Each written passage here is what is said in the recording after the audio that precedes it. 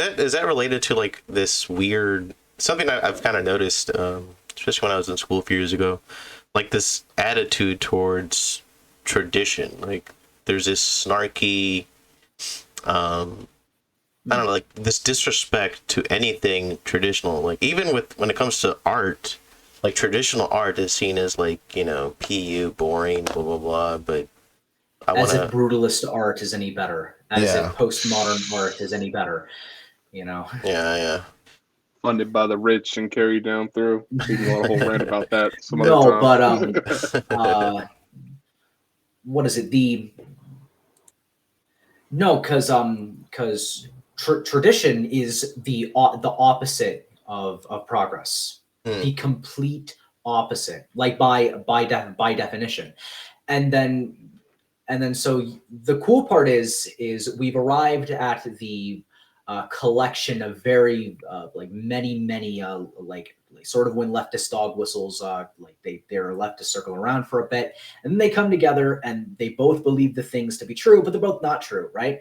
So if a conservative is someone who is for tradition, well, a Nazi is an inherently revolutionary movement. Hmm. The origin of Nazism.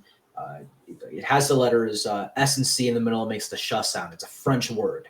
Hmm. The term fascism comes from when leftist Marxists in France saw what happened in the Soviet Union, and they're like, "Wow, that's bad. We should probably not continue. We should probably not do that in France." And then they split up. The Marxists, the traditional Marxist stayed Marxist, Hmm. and the fascists said, "Okay, that didn't work. But what if we made the state proletariat, as in you turn the government into a revolutionary force instead of an institution in the classical liberal view, the Lockean view of protecting one's natural rights. You make the state proletariat, and then this way, anyone who interacts with the state is then then ends up becoming a part of the state, which is proletariat. That is fascism, Hmm. and the National Socialists are the German version of that. The Nazis basically went, yeah, so that class view of history thing, it's actually the Jews that are capitalists, and it's Hmm. the Aryans that are the proletariat. Wow.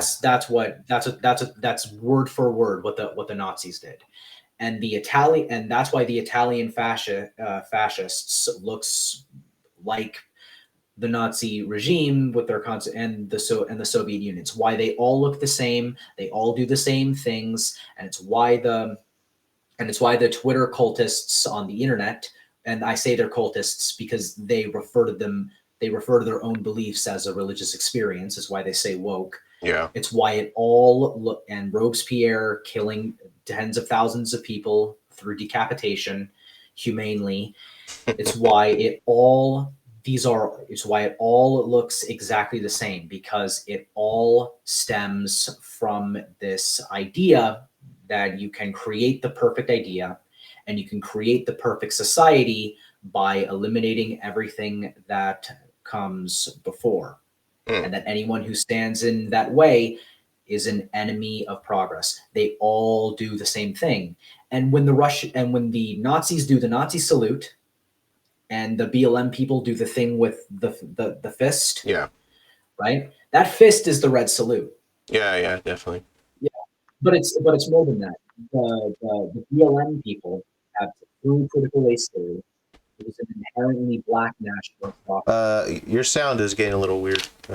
Mine? Let Yeah. me move Yeah. closer to the mic. Yeah, it Yeah. kind of sounded like you hit the Yeah, it microphone like warped for a underwater. minute. Yeah, so Alright. sorry. Which is an inherently black nationalist doctrine. They've Year zero. Okay, which is an inherently black nationalist doctrine. These black nationalist types, through the movement of Black Lives Matter and critical race theory, have turned into the American version of the Nazis. It's just American Nazism. It's the exact same thing. It's all, and the reason why these are all the same thing, why you can create all the connections to one another, is for one, Hitler references his inspiration as reading Das Kapital from Karl Marx.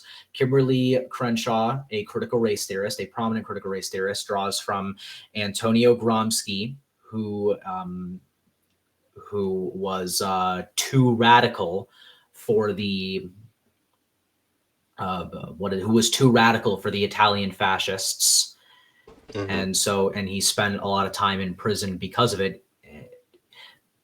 The point I'm trying to make is the reason why all of these evil regimes of the 20th century look the same, and why the progressives and the black nationalists and the sort of gender Puritans that you see, why those regimes look the same, and why those factions coalesce with one another, is because they're all part of the same failed abortion of trying to end history and make reason and try to bring about the supremacy of reason. It doesn't work every time, and it doesn't matter if it doesn't work every time, because even if it did work, it's provably an immoral thing to do to people and society. Wow. I had never heard it broken down like that. That's something else.